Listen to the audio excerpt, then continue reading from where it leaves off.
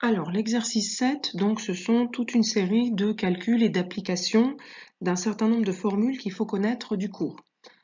Donc, pour la première question, on nous demande de calculer la puissance P convertie par un moteur à courant continu, peu importe, hein, il faut repérer les données clés, donc par un courant de 0,50 A soumis à une tension de 5 volts.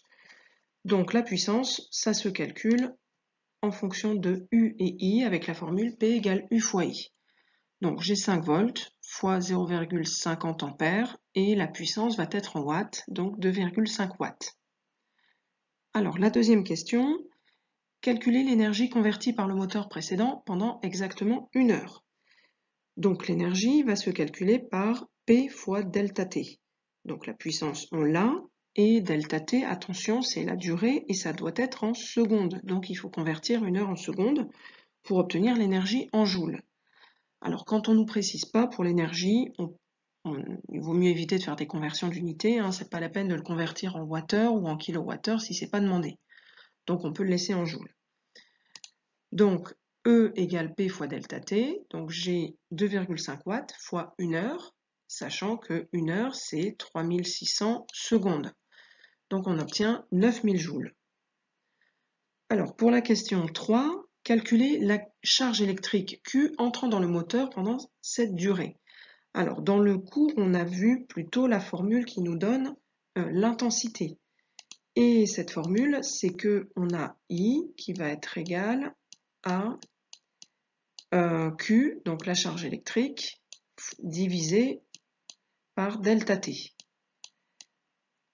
Et nous, ce qu'on recherche dans cette question, c'est Q. Donc là, pour obtenir Q isolé, il faut multiplier par delta T des deux côtés, de ce côté-là, et de l'autre côté. Hein. Et ensuite, le delta T va se supprimer de ce côté-là, hop et hop. Et donc, on a Q égale I fois delta T. Donc, l'intensité, on l'a, c'est 0,50 ampères.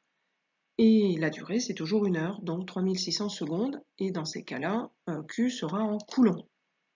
Donc, on va avoir Q égale I fois delta T égale 0,50 fois 1 fois 3600, c'est-à-dire 1800 coulombs. Alors, pour la question 2, on nous demande de calculer la puissance dissipée par effet joule. Donc, la puissance est toujours dissipée par effet joule dans une résistance de 100 ohms alimentée par un courant de 60 milliampères. Donc, la puissance, c'est P égale U fois I, mais là, je n'ai pas la tension.